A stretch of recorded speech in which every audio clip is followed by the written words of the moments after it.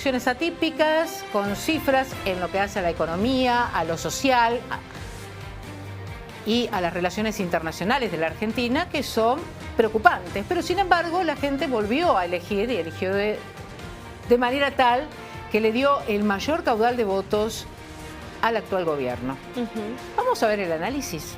¿Cómo no? De este voto a voto de la jornada de ayer, con un porcentaje menor de participación, pero en definitiva con un resultado que le da una ventaja para acercarse al triunfo en el balotaje al candidato Sergio Massa. Estamos en contacto con Alejandro Katz, que es politólogo.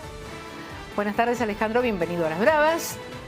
Y bueno, algunas observaciones que quizás puedas hacer ahora que han pasado ya unas horas, que podemos mirar un poco más en frío la situación y el análisis de lo que fueron los resultados de ayer.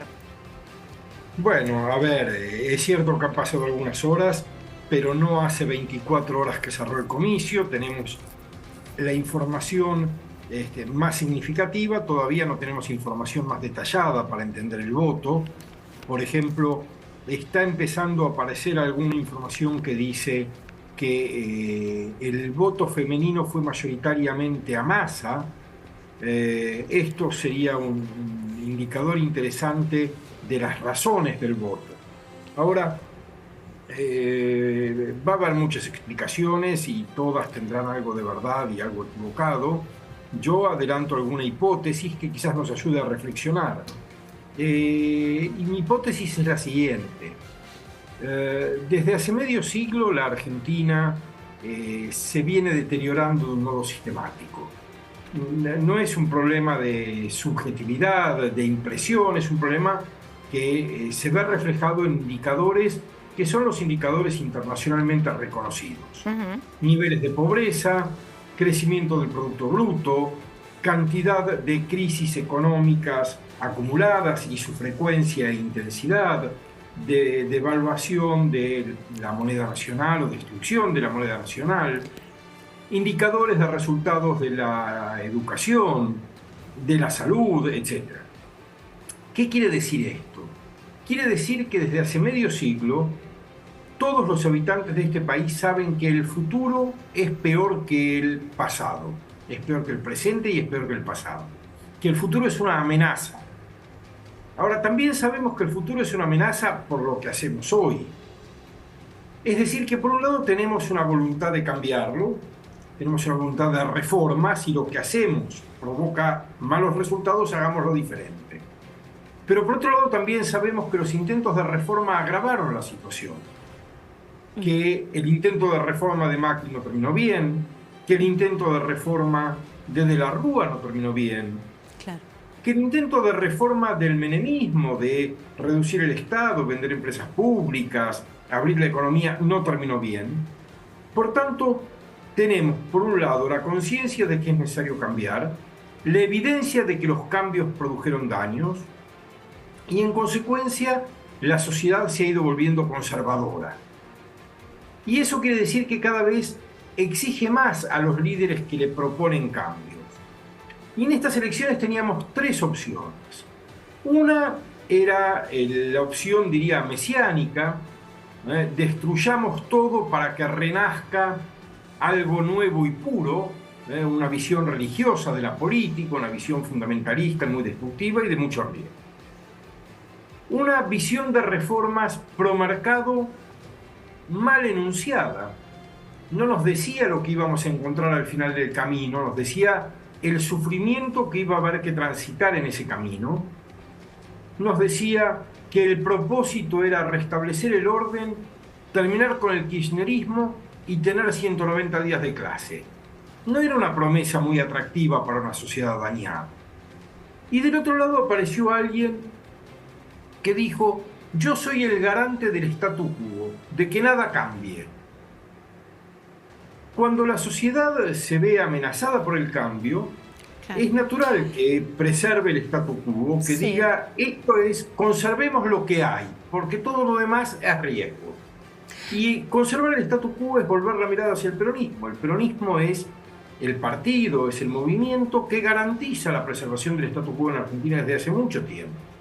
Ha perdido, si es que alguna vez lo tuvo, creo que alguna vez lo tuvo, el ímpetu reformista y se dedica a conservar los sistemas de intereses, de poder y de privilegios que existen. Sí. Y Massa es un experto en eso. Massa es el que tiene las relaciones con las pequeñas empresas del conurbano expresadas en De Mendiguren, el que tiene las relaciones con las grandes empresas prebendarias de Tierra del Fuego, el que tiene las relaciones con los sindicalistas que no se ocupan del bienestar de la sociedad, sino de preservar el empleo de su cada vez menor cantidad de afiliados, con los gobernadores que cambian votos en el Senado por recursos para las economías regionales. Massa es el experto en esas relaciones. Sí. Y la sociedad, ante la amenaza de cambios fuera de control, de cambios Sí,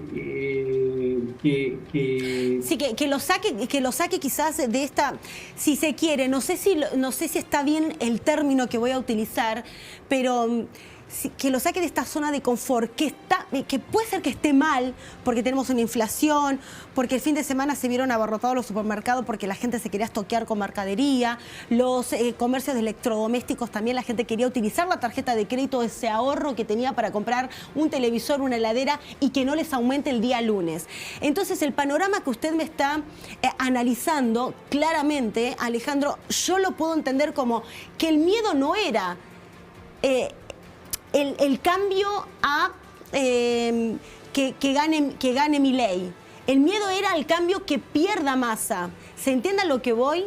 Es como me quedo con esto que yo ya lo conozco, porque esa otra cosa que bueno por conocer, que va a venir, me va a estallar el país. Cuando en las PASO entendíamos lo contrario. Entendíamos que la gente quería ese cambio y entendimos también, por lo menos lo que nos dejó las PASO, era eso, que el cambio era por otro lado, no por lo que tenemos ahora. Bueno, efectivamente, yo creo que es una buena interpretación. Yo intentaba decir algo semejante cuando decía hay una tensión entre el deseo de reforma y el temor a la reforma. Sabemos que esta situación es mala y que lo que provoca es mayor deterioro en el futuro, pero también sabemos que las experiencias reformistas han fracasado y han provocado todavía más problemas que los que había antes. Entonces es una sociedad que está sometida a la extorsión de opciones destinadas a fracasar. Una sociedad sometida a la extorsión de una dirigencia que es incapaz, que se ha mostrado incapaz, de ofrecer alternativas que sean creíbles, atractivas, viables, y por tanto oscila entre el enojo y el miedo. Estas son las emociones que dominan la escena. No hay esperanza, no hay alegría, no hay emociones positivas. Hay dos sentimientos fundamentales que son el enojo y el miedo. No sabíamos qué era lo que iba a dominar. En las PASO dominó el enojo, porque como no había consecuencias del voto en las PASO, claro, la gente pudo expresar su rabia. Pero en la primera vuelta dominó el miedo, porque como había consecuencias de la decisión, la gente prefirió ser prudente. Ahora, la campaña de Massa estuvo, de alguna manera, no de manera directa, protagonizada por él en algunos aspectos que tienen que ver con esto de sembrar miedo, pero sí de algunas de las personas que lo acompañaron en la propuesta de gobierno y tenía que ver con eso, ¿no? Si gana la oposición te van a aumentar el boleto a 700, si gana la oposición te vamos a sacar el plan de asistencia, si gana la oposición el dólar se va a ir a 10.000 pesos, si gana la oposición no te garantizamos que puedas tener escolaridad y universidad gratuita, salud gratuita. O sea, fueron sembrando minas por todos lados. Sin embargo, al momento de votar, no pesó el hoy. El decir, tengo un sistema de salud que está, si bien es gratuito, está debilitado porque impera la escasez. Tenemos un programa económico que vuelca la mayoría de sus capitales al asistencialismo y no a la solución de problemas graves como el desempleo. Tenemos, por otra parte, un control estatal sobre todas las operaciones que hacen a la economía y que, en definitiva, no redundan en el bienestar de los agentes económicos importantes del país, como el caso del campo. Entonces, uno se encuentra con un montón de contradicciones entre lo que hace el gobierno y los resultados, la inseguridad, que es algo que realmente preocupa. Y en definitiva todo redunda en que no tengamos una calidad de vida que sea aceptable o comparable con países del primer mundo, y ni siquiera tenemos la esperanza de que la vamos a tener. Pero sin embargo, le ratificaron la confianza al candidato que se mantuvo en todo ese orden preexistente.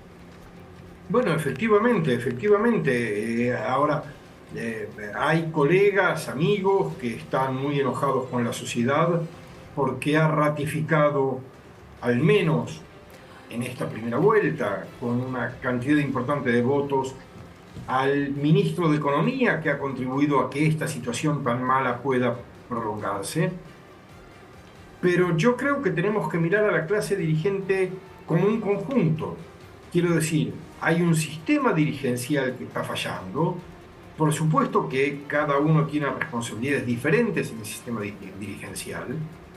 Quien ha tenido durante mucho tiempo a su cargo la administración del Estado tiene una responsabilidad mayor que quien no la ha tenido. Pero tenemos que saber que cuando ha habido propuestas atractivas de alternancia y de reforma, la sociedad no las acompañó.